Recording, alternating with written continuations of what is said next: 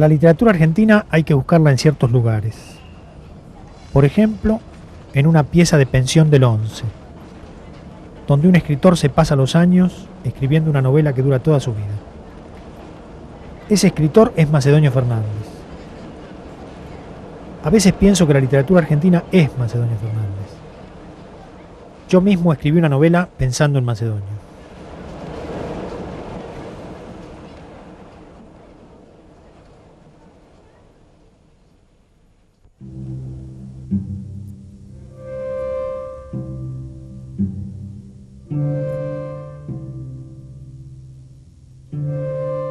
Cuando me vine a vivir a Buenos Aires, alquilé una pieza en el Hotel Almagro, en Rivadavia y Castro Barros.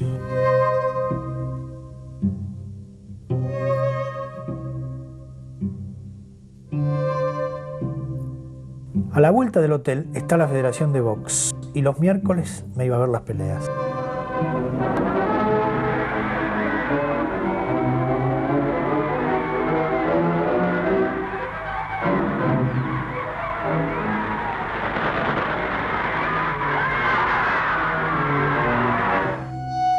En la puerta del estadio paraba una mujer que vendía flores y en el vestido llevaba prendida una foto de Macedonio Fernández.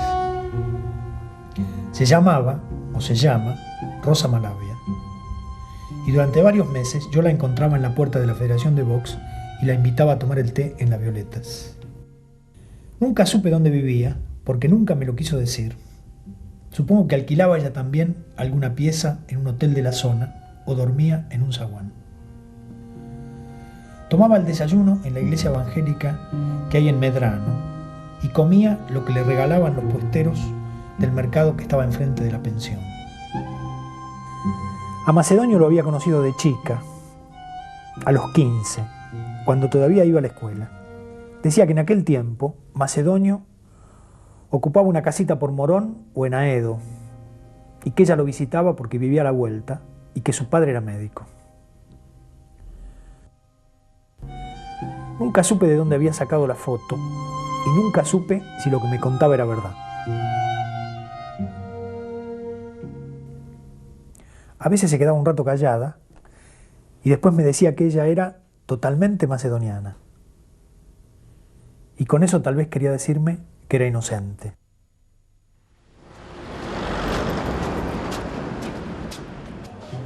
La llamaban la loca del grabador porque llevaba un grabador de cinta viejísimo como única pertenencia. Parece que años antes había trabajado en un negocio donde se arreglaban televisores y grabadores en un local en los pasillos de la 9 de julio y que se lo dieron como indemnización cuando la echaron. Lo llevaba en una especie de valija negra y lo escuchaba cuando estaba sola.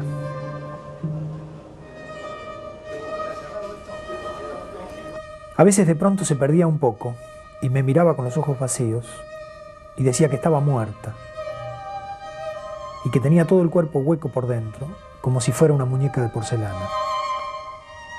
Entraba y salía del hospicio. Desaparecía 2 o 3 días y de golpe volvía a aparecer en la puerta de la Federación de Box vendiendo flores que robaba de la chacarita.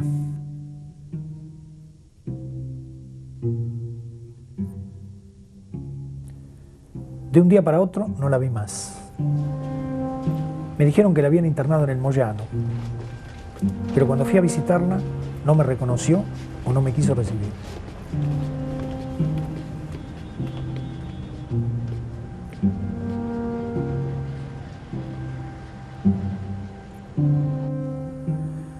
Varios meses después, una tarde, me llegó una encomienda con el grabador. Me lo habían hecho llegar desde Olavarría y nunca supe si fue ella o algún pariente el que se tomó el trabajo de acordarse de mí y mandarme el aparato.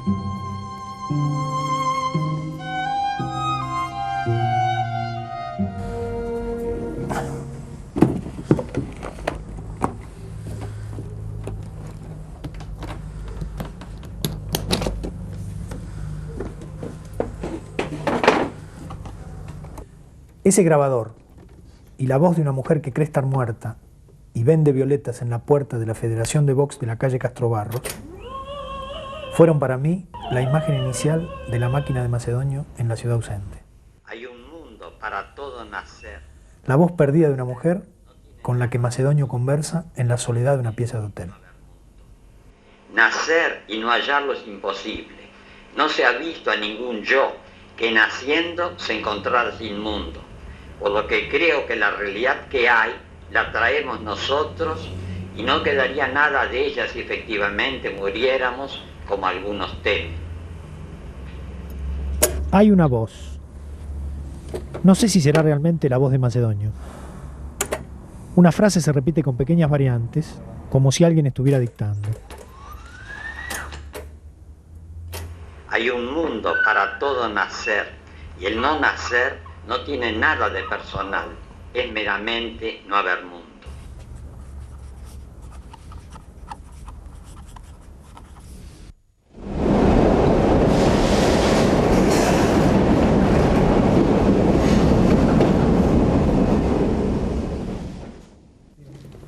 La ciudad ausente es la novela que yo escribí pensando en Macedonio.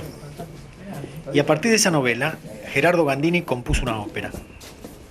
Un hombre, que es Macedonio, hace construir una máquina para perpetuar el alma de su mujer que se está muriendo. Orquesta, 1, 2, 3, 1, 2. Amor se fue. 1, 2. Mientras duró de todo hizo placer.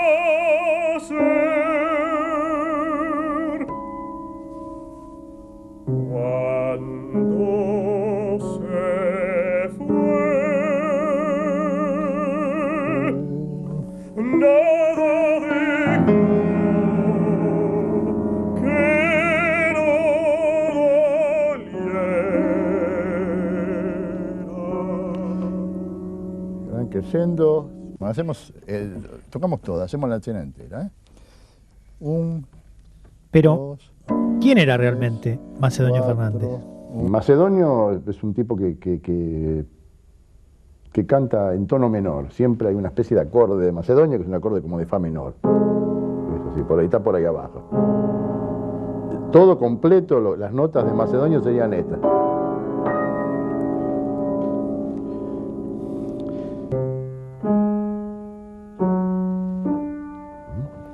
Macedonio Fernández era amigo del padre de Borges, y Borges siempre hablaba de él como de su maestro. El hombre más extraordinario que he conocido, decía. Borges tenía presente a Macedonio cuando escribió el guión de la película Invasión.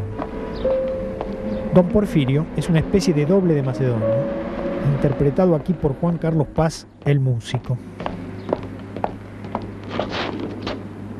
Me va a tener que disculpar, ando un poco apurado. Yo no sé la altura de Macedonio, da la impresión de que haber sido un tipo petizo, no sé.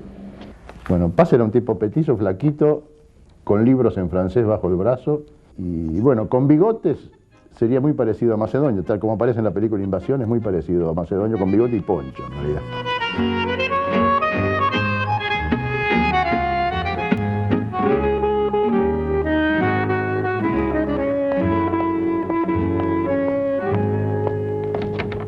Macedonio aparece como personaje en distintos textos de Borges y de alguna manera está presente en toda su obra. Lo imité hasta la transcripción, hasta el apasionado y devoto plagio, dice. Pero Borges también decía, Macedonio no está en los libros que ha escrito, los libros son inferiores a él. Más que leerlo, a Macedonio había que conocerlo. Hoy no queda casi nadie de los que conocieron a Macedonio en vida. Ustedes dos vayan al Hotel Unión, en la frontera noroeste. Entiéndanse con don Cesario. Hace unos 30 años, en 1967, Mándenlas para aquí. Germán García hizo un libro con reportajes a todos los que lo habían conocido, empezando por Borges. Conocí ahí algunos personajes para mí admirables. Yo tenía 22 años y fui a verlo a Borges varias veces. Y al final ya no hablaba de nada, porque yo iba y lo dejaba hablar de cualquier cosa. Y hay en ese libro hay una pequeña venganza hacia Borges, porque Borges me prometía de una vez para otra que me iba a dar el prólogo que había hecho para la antología de Macedonio, y no me lo daba nunca. Entonces al final, como yo tenía que cerrar el libro, no me dio el prólogo, le puse textualmente un montón de balbuceos que dice, sí, no, claro, bueno, en fin, ¿no? Se lo puse para burlarme.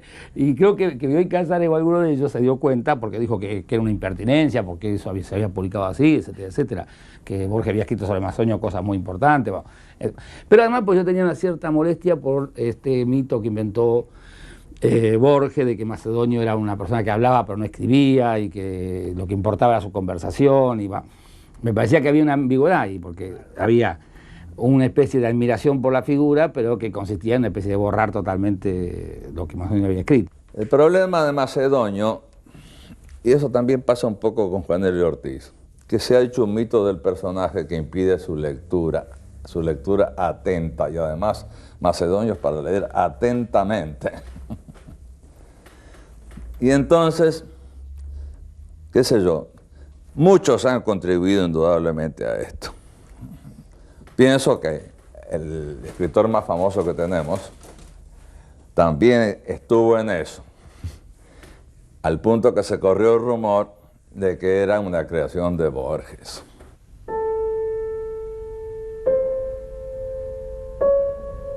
Macedonio Fernández nació en Buenos Aires el 1 de junio de 1874. Autobiografía, pose número 1, a fotografiarse. El universo o realidad y yo nacimos en 1 de junio de 1874, y es sencillo añadir que ambos nacimientos ocurrieron cerca de aquí y en una ciudad de Buenos Aires. Hay un mundo para todo nacer, y el no nacer no tiene nada de personal. Es meramente no haber mundo.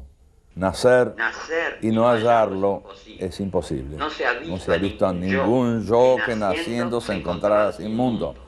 Por lo que creo que la realidad que hay la traemos nosotros, y no quedaría nada de ella si efectivamente muriéramos como temen algunos. Macedonio tuvo 4 hijos. El último hijo vivo es Adolfo de Ovieta. Fue criado por unos parientes, porque Macedonio abandonó a los hijos cuando murió su mujer.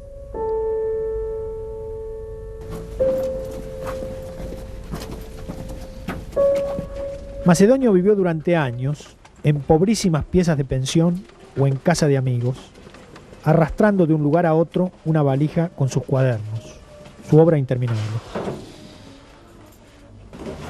Bueno, voy a ver si pongo la mesa esta aquí en el patio.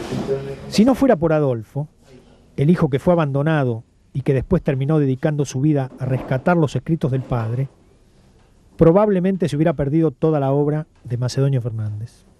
Yo soy del 12, 22, 22, por allá por el tren, a los 20 y tantos años míos, el 32, 35, por ahí, ¿no? Ahí empiezo yo a hacer un poco el puente de él con el mundo, él cada vez más retraído, y yo le traía un poco el mundo a domicilio, un poco, ¿no? Eso, ¿no? Y entonces lo forzaba. Y yo tenía la idea del valor de esa obra, veía todo medio desflecada, toda para nunca, ¿no? Él era el dueño del tiempo en ese sentido, ¿no? Yo quizá lo mortificaba yo, el joven que ya quería ver las cosas hechas, ¿no? Y le traía una y otra vez más, cuando lo iba a visitar, porque no vivía con él. Así que yo lo iba todos los días a visitar. Yo tenía un empleo para él en la Plaza Mayo, y entonces lo visitaba a Belgrano, donde él vivía, o antes, o los lugares donde fuera, y le llevaba eso y lo forzaba un poco. Y gracias a eso han avanzado muchas cosas que no se hubieran hecho, ¿no?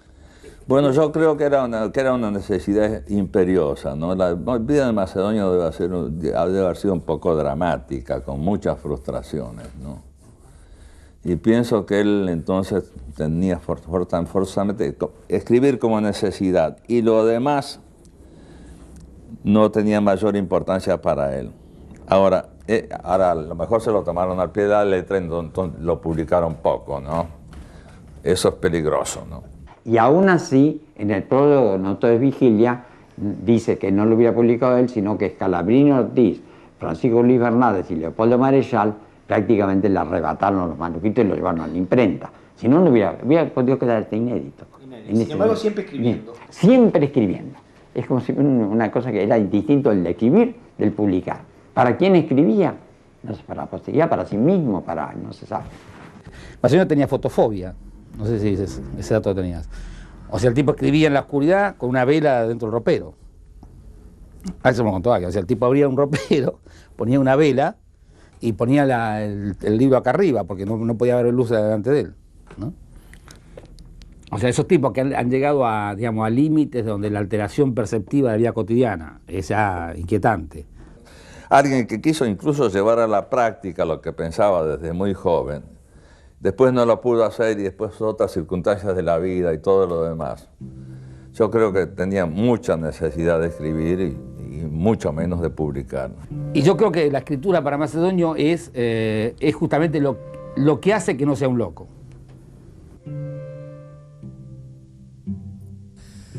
Macedonio Fernández y algunos amigos, entre los que estaba el padre de Borges y Julio Molini Bedia,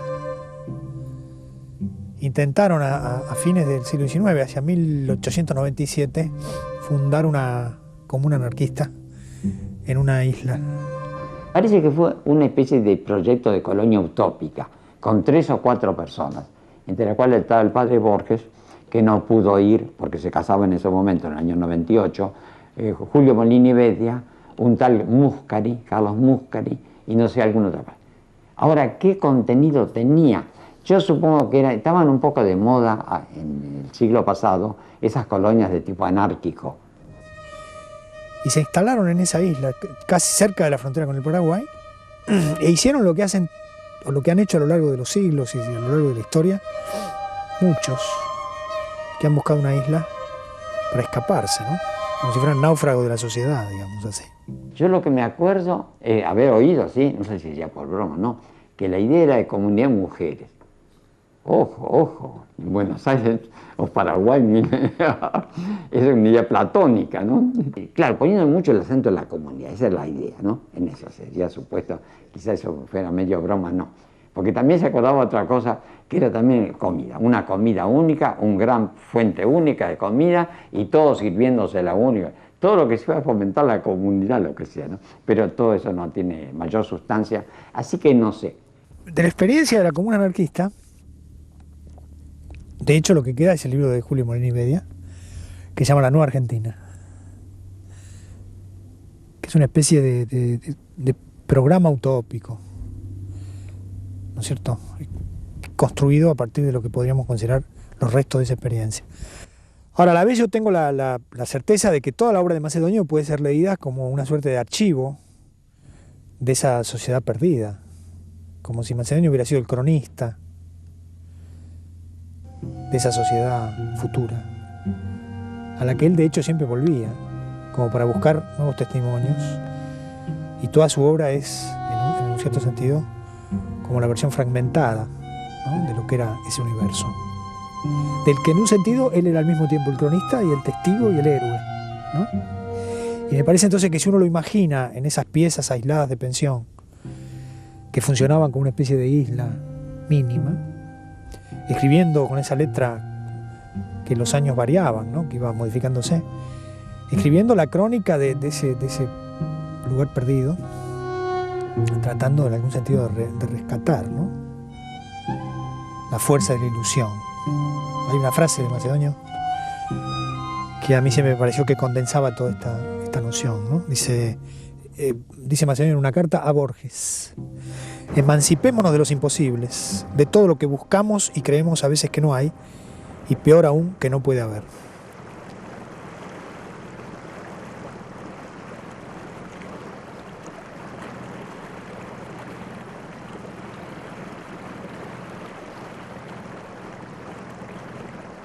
Siempre estuve buscando la selva, buscando la naturaleza, y me parece que ese viaje de él al Paraguay, esa excursión medio fallida de juventud, seguramente ya era eso, atracción de la selva y de la naturaleza. Después, ayer, anoche me acordaba de eso, pensaba que ese puesto que él tuvo de fiscal o de juez por allá por Posadas y Misiones, también no podía haber sido en cualquier otro lugar del país. También era eso, zona ahí tropical, zona de naturaleza. Y no sé si te conté que hacía bromas soñando que él le hubiera gustado tener el cargo de metafísico de a bordo, con un contrato con una empresa de esas que hace el recorrido del Paraná, y viajar subiendo y bajando como consejero de filosofía de los pasajeros, un sueldito, y poder viajar ahí a lo largo del Paraná, del Paraguay para acá. En 1910, a los 36 años, Macedonio viaja a Posadas para ejercer durante un periodo el cargo de fiscal en el Juzgado Federal. El Alto Paraná, uno de los más ricos territorios argentinos, suelo fecundo y pródigo, la yerba mate, el oro verde, ha sido y es fuente de fabulosa riqueza. El río es hoy un camino de civilización y de progreso, pero no siempre ha sido así. Hace unos años, unos pocos años, estas eran tierras de maldición y de castigo. Las aguas bajaban turbias de sangre. El Paraná traía en su amplio regazo la terrible carga que vomitaba el infierno verde. Río abajo solían venir los cadáveres boyando. Cadáveres sin rostro, sin nombre, sin familia. Página sobre Macedonio en un diario. Carlos Heras habla de Macedonio Fernández, inesperadamente, en un seminario sobre la anarquía del año 20. Lo conoció en Misiones, cuando Macedonio era fiscal en el juzgado de Posadas. Habría que hacer una investigación, dice Heras, sobre los argumentos y las acusaciones de Macedonio como fiscal. Ninguno de los reos acusado por él resultó condenado. Los elementos utilizados en los atracos y el dinero robado prueban fehacientemente el delito.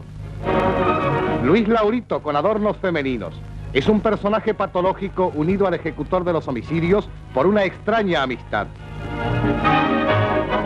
Una severa acción social deberá impedir que vuelvan a registrarse, como en casos recientes, episodios de esta índole. Roberto Navarro es otro de los criminales. Frente a las cámaras, adopta una cínica actitud de desafío.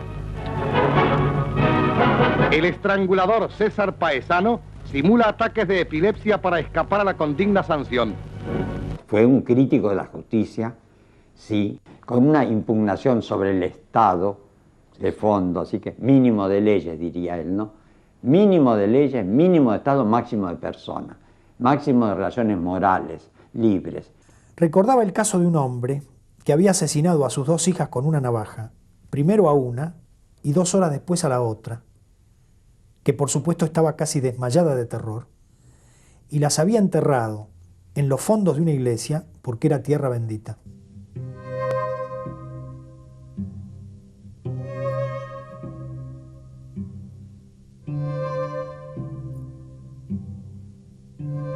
Macedonio logró construir una acusación que hizo casi innecesaria la condena.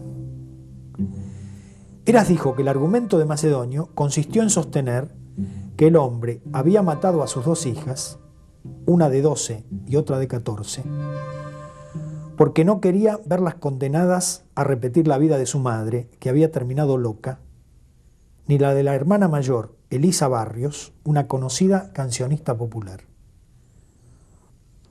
El hombre había planeado matarse, pero no tuvo valor o no consiguió suicidarse, a pesar, dijo Macedonio, de que trató de ahorcarse con un alambre de púas.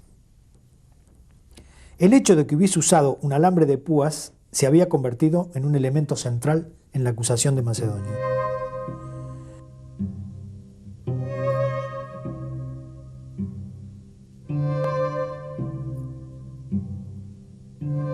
El profesor estaba seguro de que el asesino de las hijas había sido absuelto o había recibido una pena simbólica.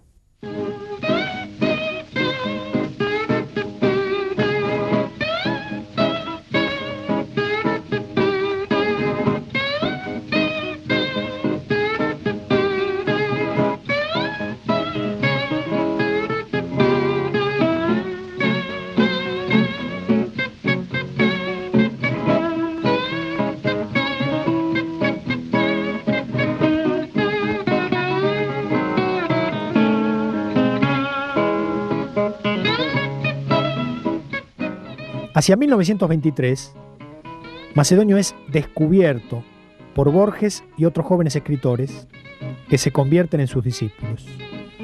Oliverio Girondo, Leopoldo Marechal, Raúl Scalabrini Ortiz.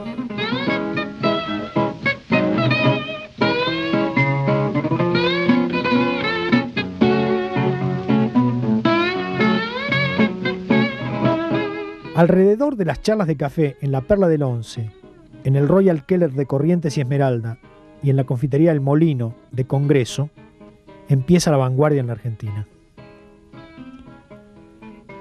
La certidumbre de que el sábado, en una confitería del Once, oiríamos a Macedonio explicar qué ausencia o qué ilusión es el yo, bastaba, lo recuerdo muy bien, para justificar la semana, escribió Jorge Luis Borges.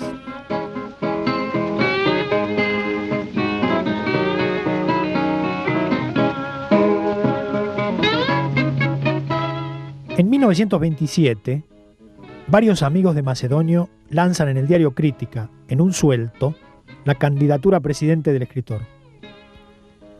Macedonio emprende la campaña presidencial como una crítica irónica a la política práctica. Es más fácil, razona Macedonio, ser presidente que farmacéutico, porque menos personas se proponen ser presidentes que dueños de una farmacia. Esa fue una especie de humorada, con una base fantástica, con una especie de doctrina política también mezclada. La idea es que él no creo que nunca jamás aspiró a ser presidente ni se le pasó por la cabeza nada, por fantástico que fuera su pensamiento y su egolatría, nunca llegaba tanto. Pero sí la idea de generar algún movimiento, porque ahora me acuerdo más. Me acuerdo que hay unas cartas en 1917-18, su primo hermano, Marcelo del Mazo, que están recogidas en el epistolario, donde habla con neto contenido de un movimiento. Y Macedonio dice que él cuenta con gente muy responsable de acá para generar algo. La carta a Marcelo del Mazo de 1920. ¿Cuándo podríamos conversar? Deseo hablarte de ciertos planes de acción política marginal, diré, cuya contextura habrá de interesarte. Al mismo tiempo, unos amigos jóvenes escritores desean ponerse en inteligencia con Mertens para cierto objeto circunstancial. Con estos jóvenes hemos convenido reunirnos el lunes, pasado mañana, en el bar del Molino, Rivadavia y Callao, donde yo estaré desde las 3 hasta las 7. Yo me acuerdo todo ese sistema de Macedonio que me parecía desopilante que él decía que además está bien como lectura de la política, que la política consistía en corregir alteraciones que uno introducía. Entonces él iba a introducir escalones desparejos, que la gente se tropieza, iba a introducir cucharas de papel que se disuelven cuando vos querés revolver el café, unas monedas chiquititas que pesaban muchísimo, unas monedas grandes que no pesaban nada, y que cuando todo el mundo estuviera harto de todo este tipo de alteraciones de la realidad, él se proponía presidente para corregir esa misma alteración de la realidad, ¿no? Era casi como un portador de las palabras y de las ideas y de una conversación y de una cosa donde él va tirando cositas así, pero es como que no hiciera nada, donde la idea es mucho más importante que hacer, ¿no? El proyecto es un proyecto, todo el tiempo es un proyecto. La forma cómo concretiza la nada Macedonio, ¿no? Es impresionante. Y entonces crean como una especie de agujero negro, ¿no? Es como si fuera un hueco misterioso, que esto es lo que crea la inquietud.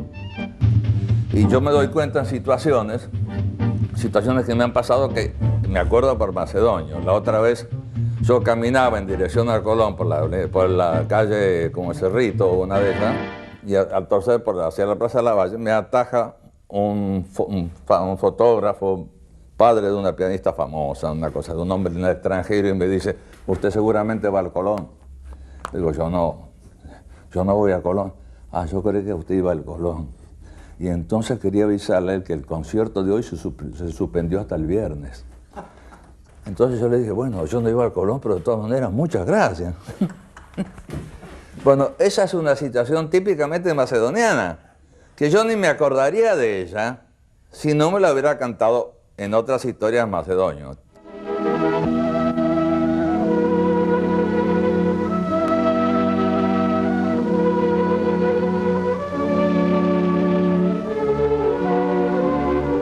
Elena de Obieta fue el gran amor de Macedonio Fernández.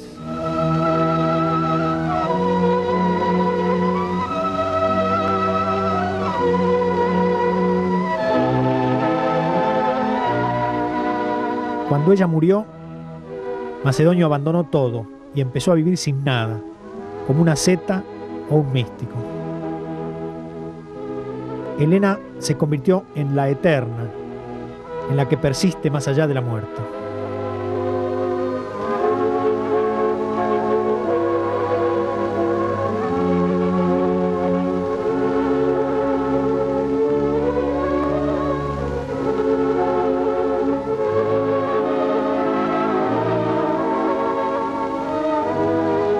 Este es el cajón de Macedonio. A través de una serie de objetos, mi idea es como reconstruir el personaje de la novela de Ricardo Piglia, ¿no? Entonces, de pronto aparece esta latita que contiene el alma de Helena y algunos otros objetos que tienen que ver con la historia de él, o por lo menos con una reconstrucción o construcción que yo hago de ese personaje, ¿no? Este es el cajón de Helena, la mujer de Macedonio. Helena muere en el hospital. Sí, las muertes en los hospitales son terribles. Son las paredes de hospital, ¿no? Los azulejos sucios, amarillentos, ¿no? Yo sentí la necesidad de poner la presencia de Macedonio, pero no la quería hacer tan explícita finalmente, ¿no?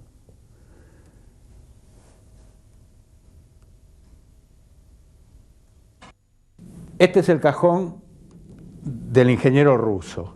Macedonio le pide al ingeniero que fabrique la primera máquina de Helena, una máquina que iba a perpetuarla.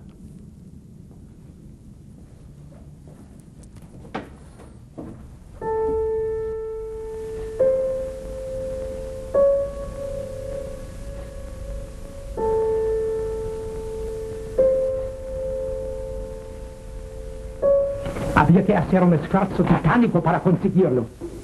Pues había que hacer ese esfuerzo para que su hija no muriese. Si yo conseguía detener el tiempo, si yo prolongaba indefinidamente ese instante, mi hija no podía morir, puesto que no llegaría nunca el momento señalado para su muerte. Una locura.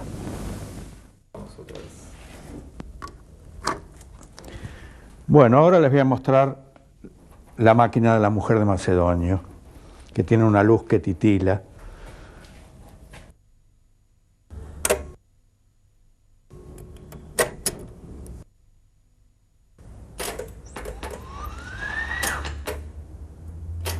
Vas a estar vos que se te va a vislumbrar a través de un tubo transparente. Y ese tubo estará lleno de cables y demás, pero vos vas a estar como una mujer, no como una máquina. No. Va a estar dentro de una máquina, pero no sos una máquina. Sí.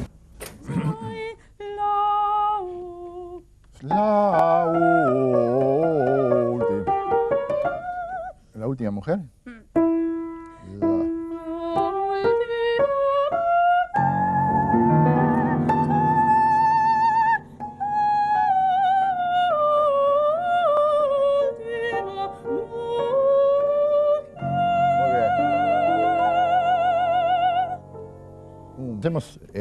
Tocamos todas, hacemos la escena entera. Ahí es donde llevaba Macedonio Fernández las cartas y las fotografías de Helena. Cuando muere mi madre yo tengo 7 años. Él tenía en ese momento, en el año 20, 46 años, 45 o 46 años. Mamá tenía un poco menos, 42, murió 42. No.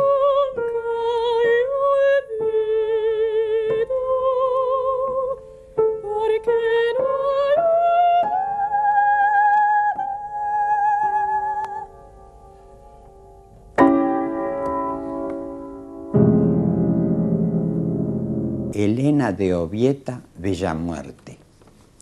No eres muerte quien por misterio pueda a mi mente hacer pálida cual eres. Si he visto posar en ti sin sombra el mirar de una niña, de aquella que te llamó a su partida y partiendo sin ti, contigo me dejó.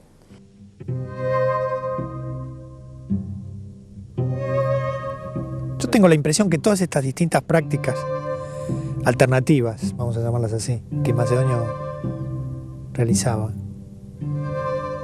la campaña presidencial, la comuna anarquista,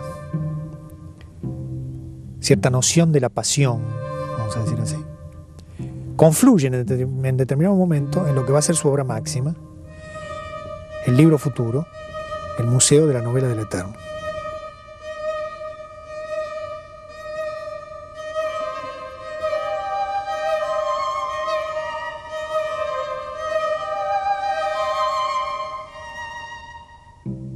Yo tengo el recuerdo de que la novela tuvo una larga gestación, porque como le interesaban tantas cosas a la vez, ya no hay más que hojear los cuadernos para ver que el mismo día tiene un apunte de biología, de economía, de estética, de no sé qué. Entonces estaba tan diversificado el mismo, porque la traía todo. O sea que eso se inicia en el año, yo rastreando los cuadernos más viejos que están por acá, en el año 20 y tantos, 23, 24, o sea, la idea.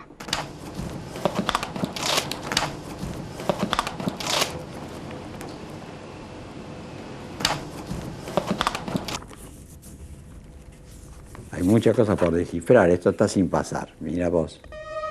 Ese libro dura toda la vida del que lo escribe y es un museo en el que se conservan los recuerdos, la experiencia, los sueños, los pensamientos, las vivencias y las ilusiones de Macedonio Fernández.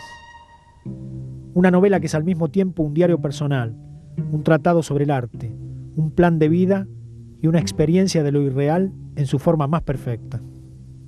El personaje se comió al escritor y por eso tantos años pasaron para que se empiece a leerlo en serio de una vez. Porque yo creo que es un hombre que da toda la variedad, toda la potencialidad de la literatura. En mi caso, digamos, es más importante que los Ulises de Joyce. Hay constantemente rupturas violentas de clima que además quedan fantásticos. Al lector salteado me acojo. He aquí que leíste toda mi novela sin saberlo. Te dedico mi novela, lector salteado. Me agradecerás una sensación nueva, el leer seguido. Al contrario, el lector seguido tendrá la sensación de una nueva manera de saltear, la de seguir al autor que salta. Es el inventor del zapping, que es buenísimo. Además, inventa un poco el cuento ensayo del que Borges es tributario, lo que pasa es que está mucho más formalizado en el caso de Borges. En el caso de Macedonio es una cosa más suelta, mucho más directa, ¿no? Es notable la dimensión que toma la cotidianidad, ¿no? en la escritura de Macedonio. Eso es admirable. Es como, digamos, suponte, una novela es una especie de máquina de fabular, ¿no? Y él me parece que lo que hace es inventar un software para hacer máquinas, ¿no? Es como si se ponía en un lugar que no existía en esa época, ¿no? Así como con el sistema de él se podrían haber inventado muchísimas novelas o muchísimas formas de hacer novelas. En Macedonio se confunde tanto la literatura con la vida que parece que es teoría de la vida, la teoría de la novela, ¿no? El Museo de la Novela de la Eterna nace de un proyecto de novela colectiva que empezaron a imaginar Macedonio, Borges y los otros en las mesas de café. Recibirán las órdenes en este café del puerto. ¿Quiere que los pare? Su argumento recuerda vagamente al que Borges urdió muchos años después en Invasión. Un grupo de conspiradores, liderado por un personaje llamado El Presidente, trama un complot para conquistar la ciudad de Buenos Aires. Pero vos vas a estar esperándolos. Acompañado, ¿oís? La novela fue publicada en 1967. Su autor había muerto 15 años antes. Sin Macedonio Fernández, sería imposible imaginar no solo a Borges, sino también a Marechal, a Cortázar, a Néstor Sánchez y a muchos de los que vinimos después.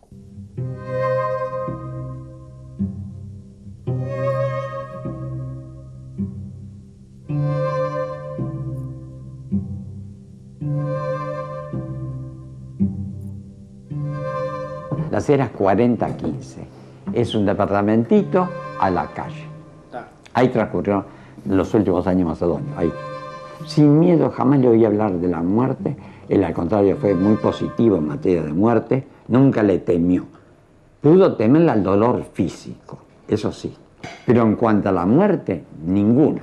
Tenía una certeza absoluta en la eternidad.